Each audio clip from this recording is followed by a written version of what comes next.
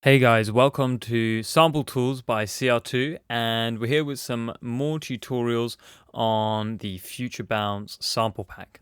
So I just wanted to start you guys off with how to layer synths properly. It's something that a lot of people question, do I even need to layer my synths? I think there's a method to the madness, and this is the way I go about it. So I've just taken this, I'll tell you what, I'm just going to turn off these plugins here.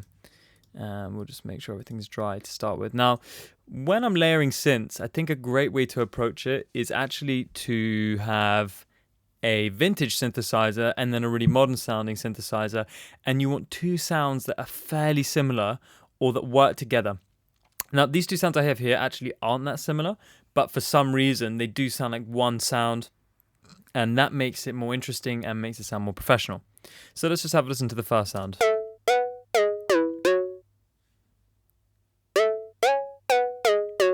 Got a kind of cool riff there, and I'm using the Arturia Mini V for this. So this is a synthesizer based on the Mini Moog.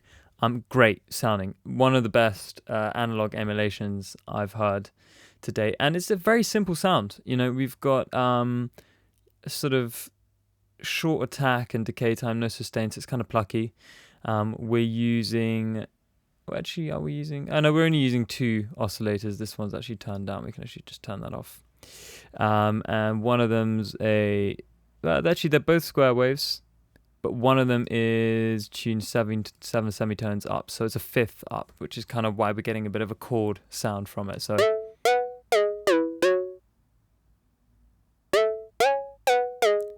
And I just kind of like the grit that this has behind it, the body.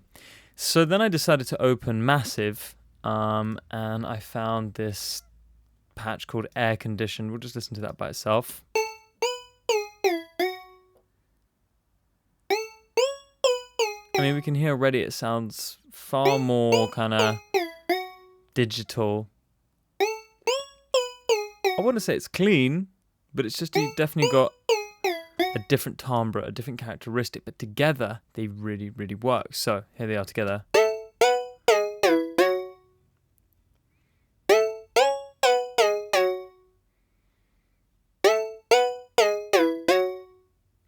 Now, it still sounds like two different synthesizers, but I decided to do some very, very basic compression. I love this compressor here from Logic, the Studio VC. It's actually my favorite Logic circuit, compressor circuit.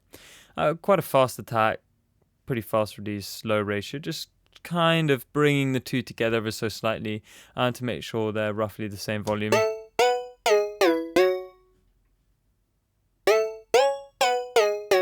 A little bit of EQ. Just ringing a bit there, I felt. Let's bring that up a bit, cutting out the lows. And then a bit of reverb. The reverb really helps give it that kind of space, but if you've got two things going to the same reverb, then they start to glue together a little bit more. This is a great trick. If you've got two instruments, or it doesn't have to be, a synthesizer, it can be drums, try putting the same reverb. I've track stacked these guys here. So this compressor, this EQ, and this reverb are all being applied to both the instruments at once.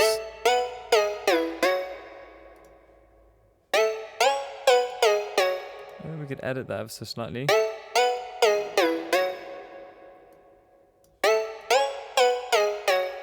It's better.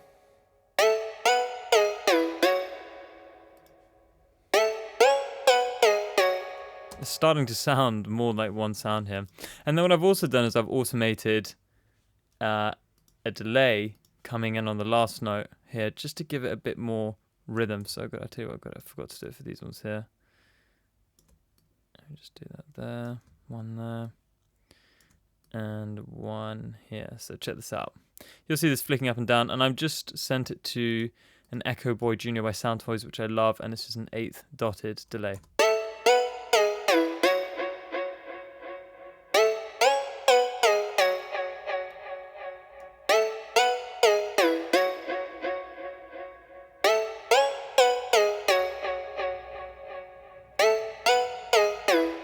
There you go. So I do want to show you one more example of some instruments I layered. So I've got this, let's just take everything off again. Just a sound I made in Silent from scratch. Again, similar kind of thing. It's got the 5th on the 2nd oscillator, and we also have an octave up, 2 octaves up. And I thought it was cool, but it does sound a bit cheesy. So then what I did was I added this kind of dirtier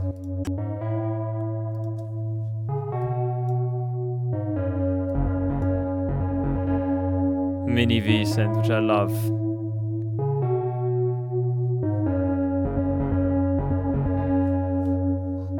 And together, it really starts to thicken up.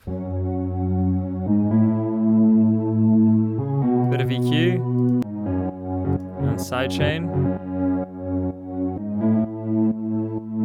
together with the other one.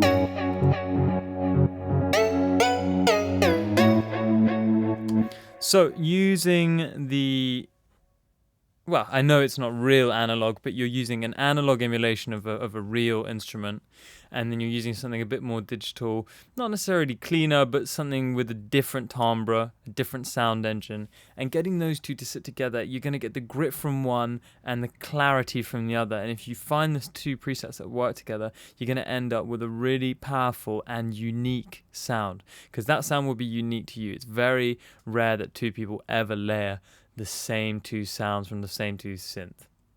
Alright guys, I hope you found that useful. I'll see you in the next video. Remember, at Sample Tools by CR2, we also offer a mix and mastering service. Just head over to www.sampletoolsbycr2.com, click on the Mastering tab, and you'll find our range of services there.